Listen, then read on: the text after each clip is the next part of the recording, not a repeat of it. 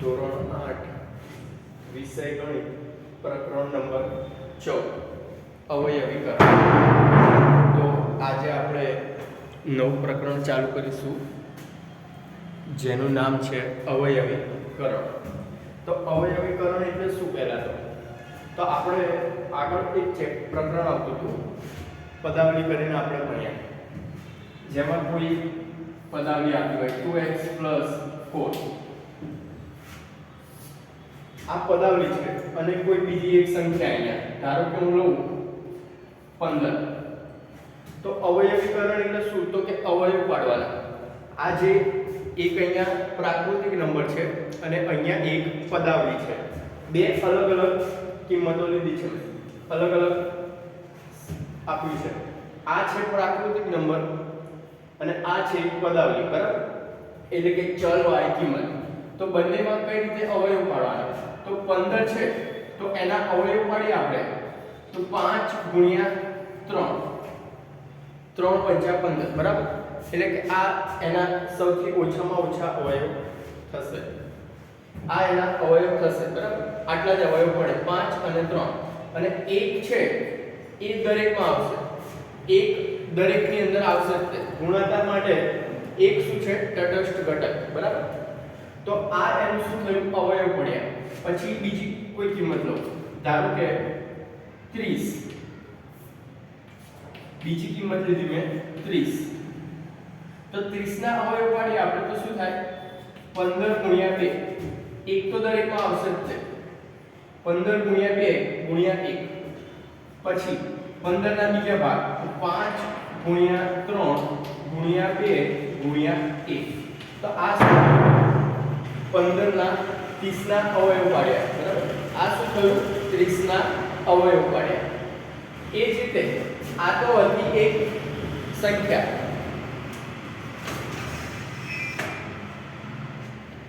આ એક સંખ્યા હતી। હવે આપણે આ બાજુ જોઈએ તો આ બાજુ એક પદાવલી લઈએ, આ બાજુ એક પદાવલી લઈએ તો 2x છે તો પદાવલી છે તો એના 2 × x, 2x છે એના બે અવયવ પાડ્યા તો 2 પણ અલગ થશે અને x પણ કેવો થશે? અલગ, વત્તા અહીંયા 4 છે તો 4 ના અવયવ શું પડે? તો 2 × 2, 2x માટે 2 × x અને 4 ના અવયવ શું પડશે? 2 × 2। હવે અહીંયા પ્લસ છે એટલે અહીંથી આગળનું પદ અને પાછળનું પદ બે ભાગ પડશે। હવે બંનેમાં કોમન શું છે? તો 2 છે મારી પાસે સરખા છે, 2 છે એ શું છે? બંનેમાં સરખા છે, તો 2 આપણે બહાર કાઢી લઈએ તો અહીંયા શું વધશે? x વત્તા અહીંયા વધશે 2, તો આ શું થયું? એનું અવયવીકરણ। 2x + 4 હતા મારી પાસે, એમાંથી 2 બહાર કાઢી લીધા એટલે અહીંથી 2 નીકળ્યા અને 4 ના બે ભાગ પડે 2 × 2, તો એમાંથી એક બગડો બહાર કાઢી લીધો તો પાછળ વધ્યો ખાલી 2, બરાબર? આપણે એક્ઝામ્પલ લઈશું આગળ એટલે વધારે ખ્યાલ પડશે। તો જો પેજ નંબર 219, બરાબર? પેજ નંબર 219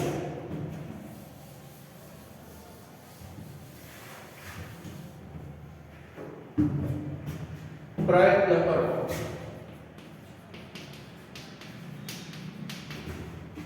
પેજ નંબર 219 એમાં પહેલું છે 12x + 36, બીજું છે 22y - 33z, ત્રીજું છે 14pq + 35pqr। તો આ ત્રણ પદાવલી આપી છે આપણને।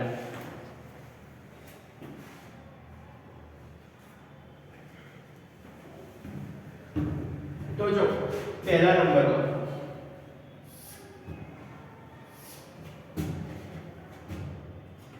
12x, તો 12 ના પહેલા ભાગ પાડીએ, 12 ના અવયવ લઈએ, ચલો 12 છે તો શું થશે? પહેલા તો 12 ગુણ્યા x પ્લસ m ના m, 36 છે એને પણ આપણે અત્યારે m ના m રાખીએ. હવે 12 ના અવયવ પાડવાના. તો 12 ના અવયવ શું પડે? 6 દુ 12. 12 ના અવયવ 12 તો 6 ગુણ્યા 2, 6 દુ 12 અને 6 ના શું પડશે? 3 ગુણ્યા 2 ગુણ્યા 2, 3 દુ 6 દુ 12. તો શું થયું? 3 ગુણ્યા 2 ગુણ્યા 2 અને x તો છે જ તે.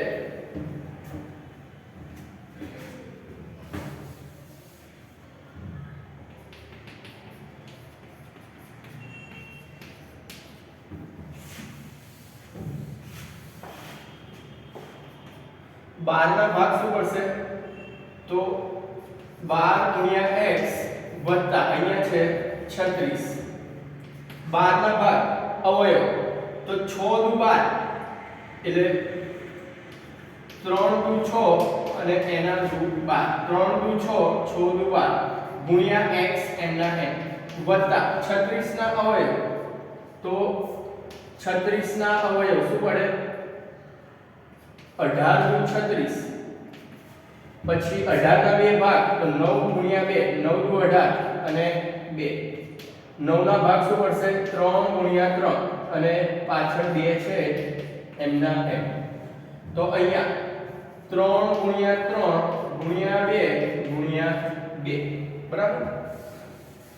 હવે કોમન શું છે? તો 3 અહીંયા છે, 3 અહીંયા પણ છે, અહીંયા 2 છે, અહીંયા પણ 2 છે, અહીંયા 2 છે, અહીંયા પણ 2 છે. બરાબર. અહીંયા x છે, અહીંયા 3 છે, એ કોમન નથી. તો કોમન વસ્તુ આપણે બહાર કાઢીએ. 3 ગુણ્યા 2 ગુણ્યા 2, 1 2 3, 1 2 3, ત્રણેય વસ્તુ કોમન છે. અંદર શું વધ્યું? તો આ અહીંથી ભાગ પાડ્યા છે, આગળનો ભાગ અને આ પાછળનો ભાગ. અહીંયા વધ્યો x અને પાછળ શું વધ્યું? 3. નિશાની m ની m પ્લસ અહીંયા છે 3. બરાબર. હવે 3 દુ 6 દુ 12, 12 x વત્તા 3, x વત્તા 3. બરાબર.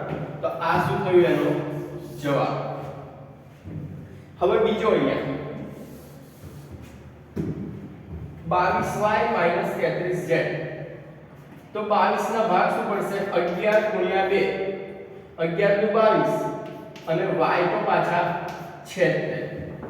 માઈનસ 11 તરી 33, 11 ગુણ્યા 3 ગુણ્યા z એમના m. હવે જો અહીંયા 11 છે, અહીંયા 11 છે, અહીંયા 2 છે, 3 છે, બીજા કોઈ કોમન નથી. તો 11 હું બહાર કાઢી કાઢું. બંનેમાંથી 11 મેં બહાર લઈ લીધા તો અહીંયા શું વધ્યું? 2y. વચ્ચે નિશાની માઈનસ ની, પાછળ શું વધ્યું? 3z. તો શું બનશે? 11 બહાર નીકળ્યા, 2y 3z.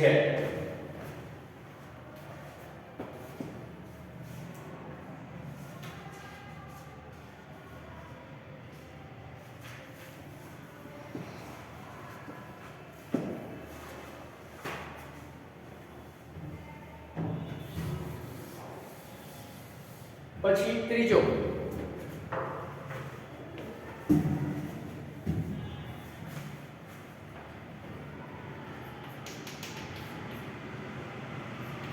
14pq વત્તા 35pqr.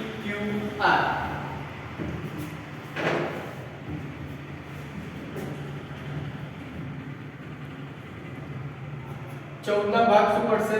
7 ગુણ્યા 2 p અને q ગુણ્યા p ગુણ્યા q વત્તા 35 ના ભાગ તો 7 પંચા 35, 7 ગુણ્યા 5 ગુણ્યા p ગુણ્યા q ગુણ્યા r. હવે બંનેમાં કોમન શું છે? તો અહીંયા 7 છે, અહીંયા પણ 7 છે, અહીંયા 2 છે પણ અહીંયા 2 નથી, અહીંયા p અને q છે, અહીંયા પણ p અને q છે. તો 7 ગુણ્યા 5 p ગુણ્યા q, બાકી શું વધ્યું? અહીંયા 2 વચ્ચે પ્લસની નિશાની અને અહીંયા 5r બરાબર અહીંયા છે 7 p અને q, 2 વત્તા 5r, 7pq 2 પ્લસ 5r.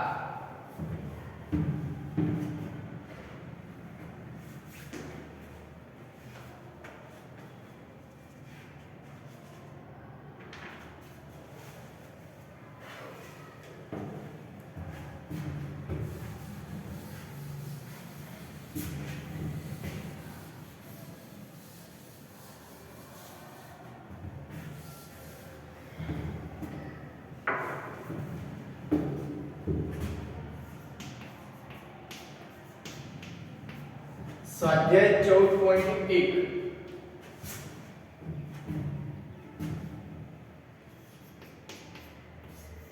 પ્રશ્ન નંબર 1 આપેલા પદોમાં સામાન્ય અવયવ મેળવો.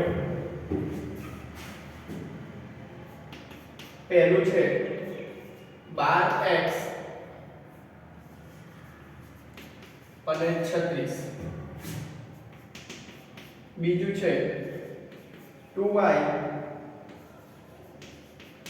અને 22xy, ત્રીજું છે 14pq અને 28p²q². તો પહેલા તો દરેકના અવયવ પાડીએ. તો અહીંયા 12x ના અવયવ 12x બરાબર શું થશે? 3 ગુણ્યા 2 ગુણ્યા 2, 3 દુ 6 દુ 12 ગુણ્યા x, 36 બરાબર 12 દુ 24, 12 તરી 36, 12 ગુણ્યા 3. પછી 12 ના અવયવ કેટલા પડે? 3 ગુણ્યા 2 ગુણ્યા 2, 3 તરી 9, 9 દુ 18, 18 દુ 36 બરાબર 36 ના અવયવ. હવે 12x અને 36, તો બંનેમાં કોમન શું છે? 12x અને 36,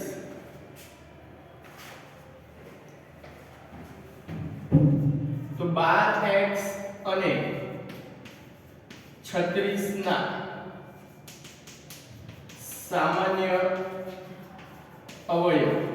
તો બંનેમાં કોમન અહીંયા 3 છે, અહીંયા પણ 3 છે, 2 છે, 2 અને 2, તો 3 ગુણ્યા 2 ગુણ્યા 2, 3 દુ 6, 6 દુ 12.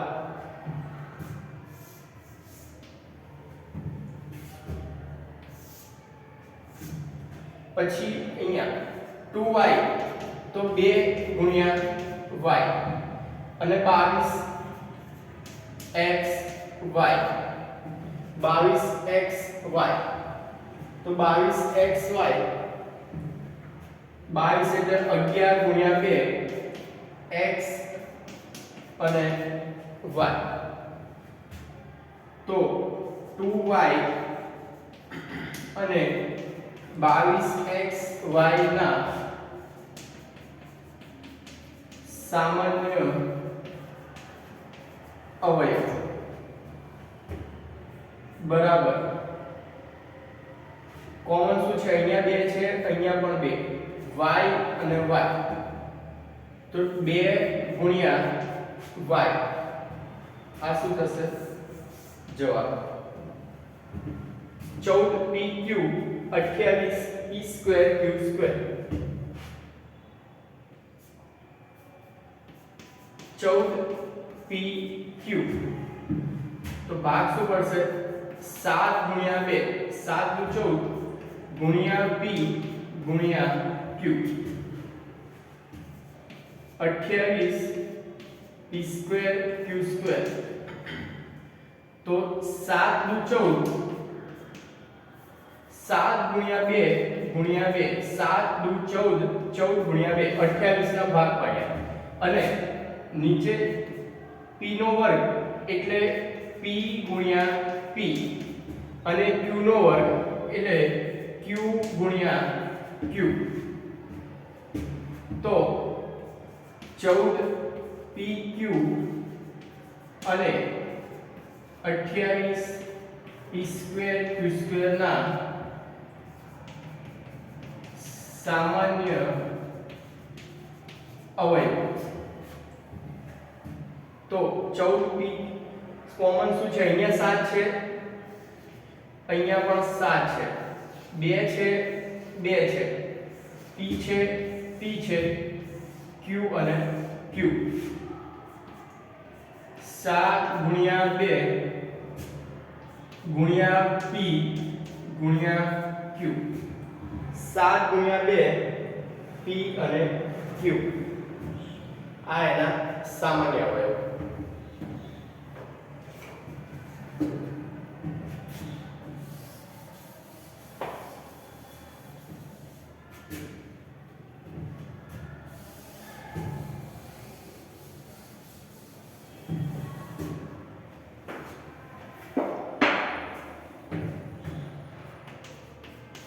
ચાર નંબર 2x 3x નો વર્ગ અને 4.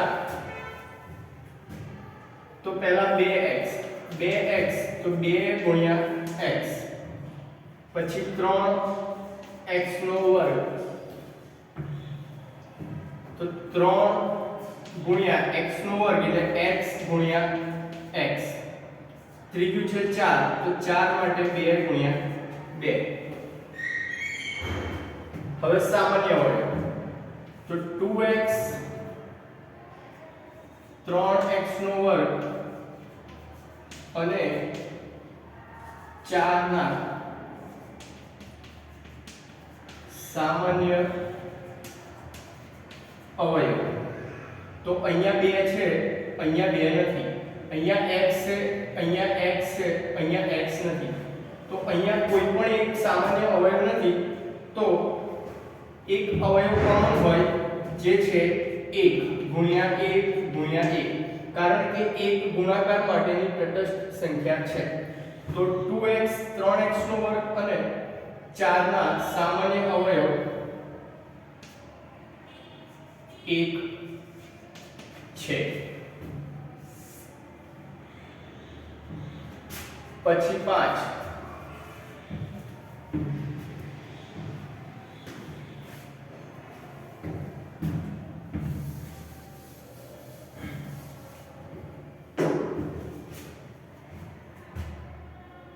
6abc 24 ab નો વર્ગ 12 a નો વર્ગ b. તો 6ab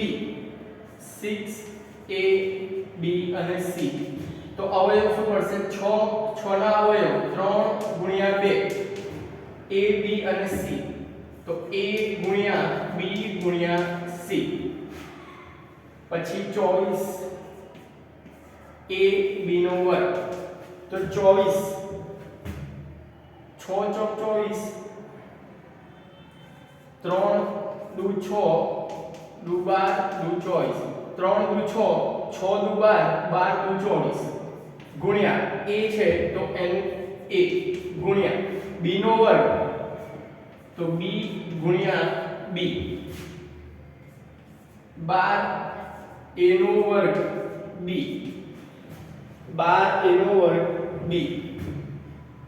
તો 3 ગુણ્યા 2 ગુણ્યા 2 3 દુ 6 6 દુ 12 ગુણ્યા a નો વર્ગ તો a ગુણ્યા a ગુણ્યા b. આ એના અવયવ. હવે સામાન્ય અવયવ. સામાન્ય અવયવ તો ત્રણેયમાં કોમન શું છે? 3 છે ત્રણેયમાં, પછી 2 છે ત્રણેયમાં, પછી a છે તો અહીંયા પણ a છે, અહીંયા પણ છે, પછી b પણ ત્રણેયમાં કોમન છે, c અહીંયા છે પણ આ બેમાં c નથી. તો સામાન્ય અવયવ શું થશે?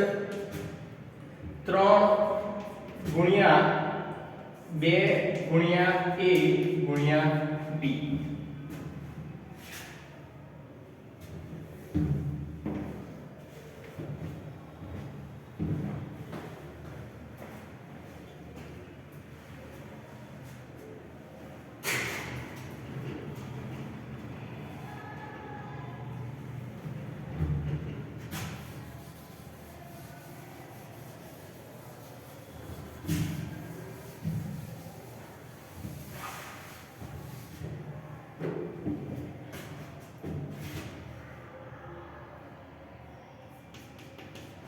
પ્રશ્ન નંબર 6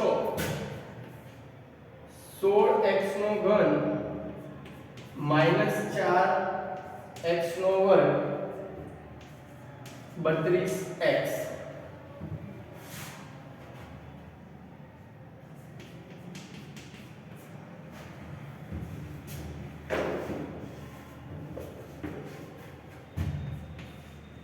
દસ PQ 20 QR 30 RP.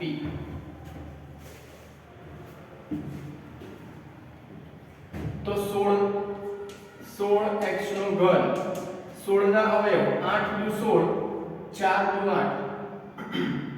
તો 2 ગુણ્યા 2 ગુણ્યા 2 ગુણ્યા 2 2 દુ 4 4 દુ 8 8 દુ 16 અને x નો ઘન તો x ગુણ્યા x ગુણ્યા x પછી માઈનસ 4x નો વર્ગ તો માઈનસ m ના m 4 ના અવયવ શું પડશે 2 ગુણ્યા 2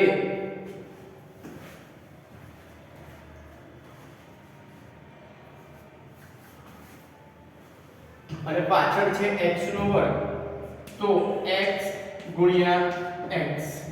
ત્રીજું છે 32x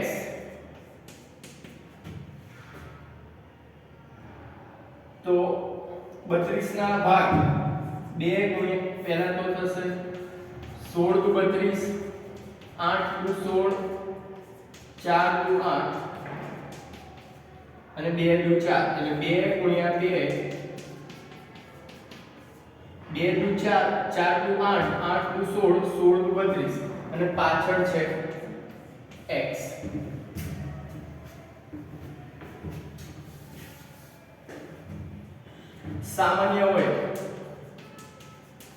સામાન્ય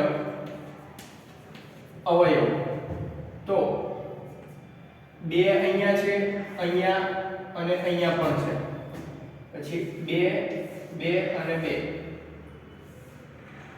અહીંયા 2 છે અહીંયા નથી અહીંયા x છે x અહીંયા પણ છે અહીંયા ફરીવાર x છે પણ અહીંયા x નથી એટલે ત્રણ સામાન્ય અવયવ મળશે 2 ગુણ્યા x. પછી 7 તો 10 PQ 10 ના અવયવ 5 ગુણ્યા 2 ગુણ્યા p ગુણ્યા q પછી 20 QR તો 20 ના ભાગ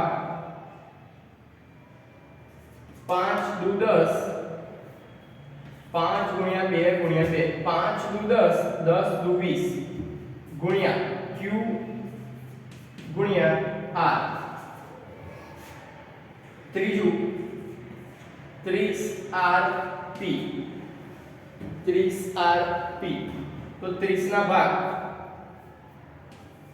5 ગુણ્યા 3 ગુણ્યા 2 5 તરી 15 15 દુ 30 ગુણ્યા r અને p. તો હવે સામાન્ય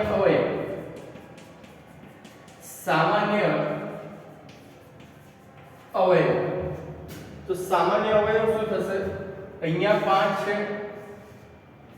ત્રણેયમાં 2 પણ ત્રણેયમાં છે p અહીંયા છે અહીંયા p નથી q અહીંયા q નથી અને અહીંયા r નથી, એટલે સામાન્ય અવયવ 5 અને 2 થશે.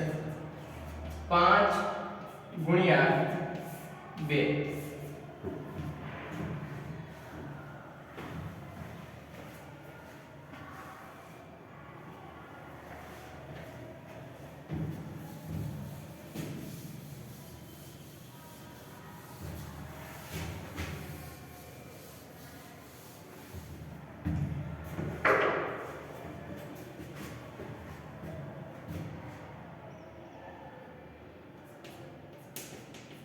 પછી પ્રશ્ન નંબર 8, 3x નો વર્ગ y નો વર્ગ y નો ઘન 10x નો ઘન y નો વર્ગ 6x નો વર્ગ y નો વર્ગ અને z. તો પહેલા તો ત્રણેયના સામાન્ય અવયવ પાડી દઈએ.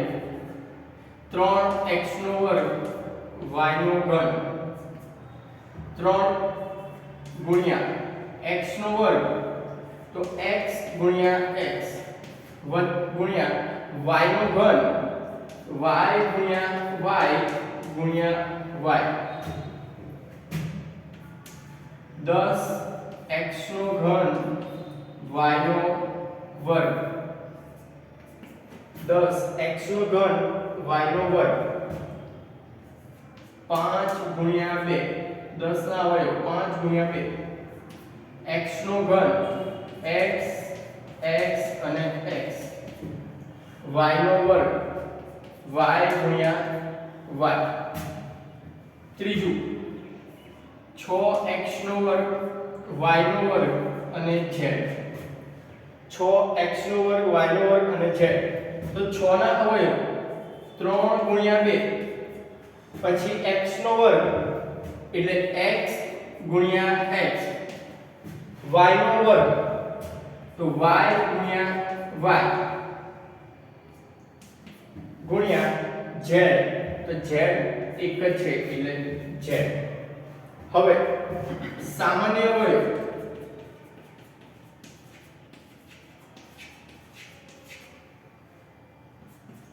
તો ત્રણેયમાં સામાન્ય શું છે? અહીંયા 3 છે પણ અહીંયા 3 નથી, અહીંયા x છે, x x x, ફરીવાર x છે, x અને x, અહીંયા y છે, y અને y, z અહીંયા છે પણ આ બેમાં z નથી. તો કોમન શું નીકળ્યું? x ગુણ્યા x અને y.